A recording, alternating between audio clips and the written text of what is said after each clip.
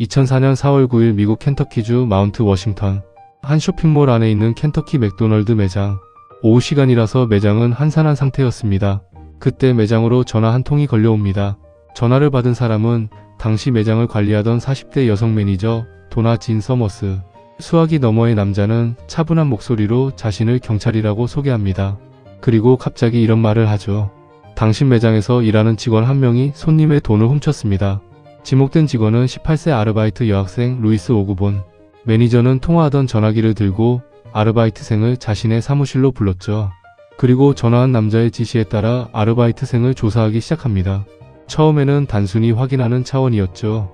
가방을 검사하고 주머니를 확인하는 정도였습니다. 아르바이트생은 몹시 당황했지만 상대가 경찰이라는 말에 크게 저항하지 못합니다. 하지만 전화 속 남자는 여기서 멈추지 않습니다. 그는 계속해서 지시를 내렸죠.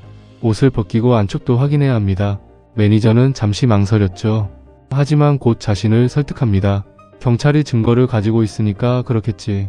시간이 흐르면서 남자의 지시는 점점 더 구체적이고 강해졌죠. 아르바이트생은 점점 불안한 표정으로 의문을 제기하기 시작합니다. 그러자 매니저는 혼자 감당하기 어렵다고 느꼈는지 밖에 있던 약혼자에게 전화를 걸어 매장으로 오게 했죠. 이 시점부터 상황은 돌변합니다. 남성은 매니저의 요청으로 직접 조사에 참여하죠. 그리고 전화 속 남자의 지시를 대신 수행하기 시작합니다. 매니저는 점점 뒤로 물러나고 남성이 상황의 중심에 서게 됩니다. 시간이 지날수록 지시는 점점 더 비정상적인 방향으로 흘러갔죠. 하지만 이미 상황은 되돌리기 어려운 지점까지 와 있었습니다. 아르바이트생은 계속 불안함을 표현하지만 돌아오는 말은 단순했죠.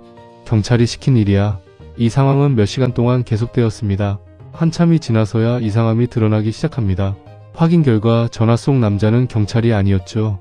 그는 여러 매장에 전화를 걸어 같은 방식으로 사람들을 조종해온 사기범이었습니다. 이 사건은 언론에 보도되어 미국인들을 경악시켰습니다. 그들은 전화를 걸어온 사기꾼의 말만 듣고 10대 소녀를 도둑으로 몰았고 성추행에 가까운 몸수색을 벌였죠. 이 상황을 어떻게 해석해야 할까요? 여성 매니저는 특별한 사람이 아니었습니다. 그녀는 성실하고 책임감 있는 시민이었죠. 그렇다면 왜 이런 일이 벌어진 걸까요? 심리학자들은 세 가지 이유를 들었습니다. 첫 번째 이유는 권위에 대한 복종입니다. 사람들은 경찰이라는 말만으로도 모든 판단을 외부에 맡겨버렸죠. 두 번째는 점진적인 요구에 대한 순응입니다. 처음에는 작은 요청이었지만 점점 더 큰 요구로 이어지면서 소녀는 거절할 수 있는 타이밍을 잃었습니다. 세 번째는 역할에 대한 몰입입니다.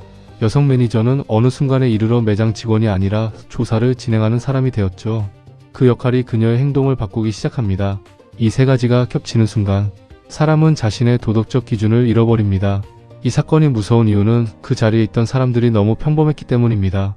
우리 역시 비슷한 상황에 놓인다면 같은 선택을 하지 않는다고 확신할 수 있을까요? 어쩌면 가장 위험한 건 악한 의도가 아니라 자기 판단을 멈추고 상황에 끌려가는 것입니다. 오늘 이야기는 여기까지입니다. 구독과 좋아요는 저에게 큰 힘이 됩니다. 감사합니다.